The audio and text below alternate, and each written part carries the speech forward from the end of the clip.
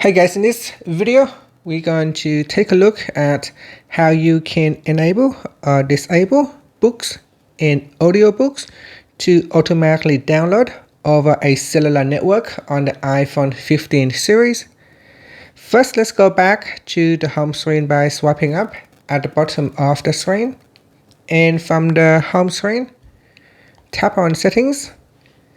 Now in settings we scroll down and then tap on books.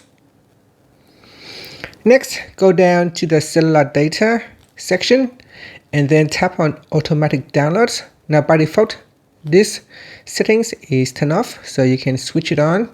Once this is on, books and audiobooks can automatically download over a cellular network. So when you're on 4G or 5G, your phone will allow books to automatically download books and audiobooks. And that's it. After, you can swipe up to go back to the home screen. Thank you for watching this video. Please like and subscribe to my channel for more videos.